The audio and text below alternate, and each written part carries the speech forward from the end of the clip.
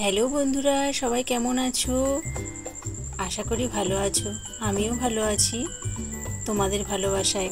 আজকে ডিপ পিঠের চৌকো পিঠ হবে। একটা ব্লাউজ তৈরি করতে করতে তোমাদের সাথে কথা বলছি।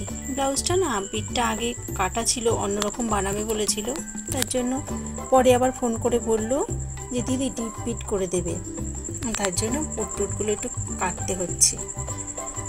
আগে পোটনিক ব্লাউজগুলো ছিল, তারপরে আবার বলছে ডিপ পিট করবে, তাই একটু কাটিংটা আলাদা করতে হলো।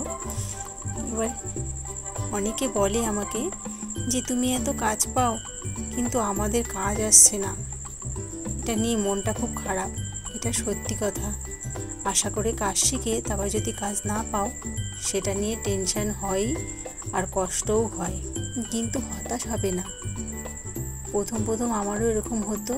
প্রথম যখন কাজ শিখেছি, একটা দেখবে নিজের মতন করে ভাববে একটা শখের ড্রেস, সেটা ফট করে কাউকে দেওয়া যায় না। তাকে তৈরি করতে দেবে, সে ভালো করবে না করবে।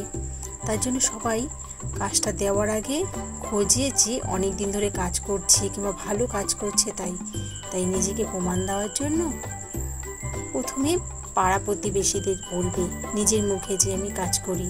আর যখন কাজটা দেবে তখন এত মন দিয়ে করবে যেন কাজটা পড়ার পরে সে নিজেই অন্য লোককে বলে যে তোমার কাজ ভালো। এরকমভাবে নিজেদেরকে তৈরি করতে হবে।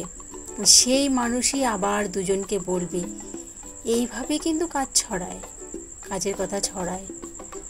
আমার যে কাজ করে অনেকে, তারা স্কুলে গিয়ে যখন কুর্তি টুর্তি পরে যায় তখন বলে কোথার থেকে বানিয়েছো, তখন সেই আমার ঠিকানা নিয়ে ফোন করে, আমার বাড়িতে আসে। এরকম অনেক হয়েছে, যেন অনেক ছড়িয়েছে।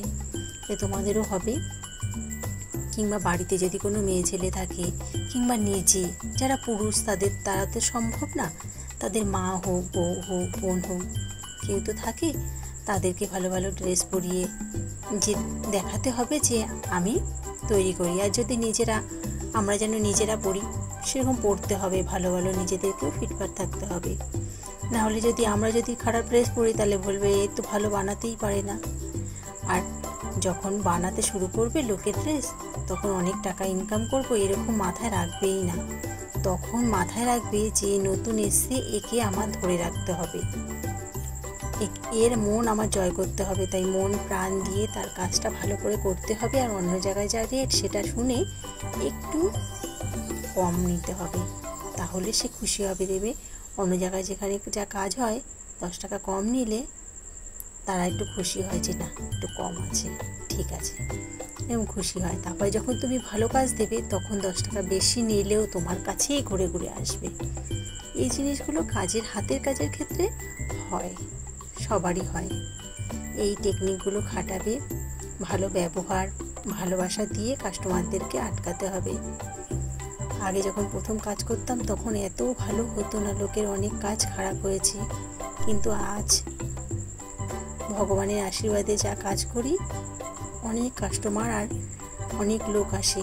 আর এই কাজ করতে আমাকেও অনেক পরিশ্রম করতে হয়। আমি যে লাইলিং কিনি, সেগুলো আমাদের আশেপাশের দোকান, সেখান থেকে কিনলে দামে খরচায় পোষায় না, তাই আমাকে একটু দূরে যেতে হয়, গিয়ে অনেক মাল একবারে নিয়ে এসে তৈরি করি।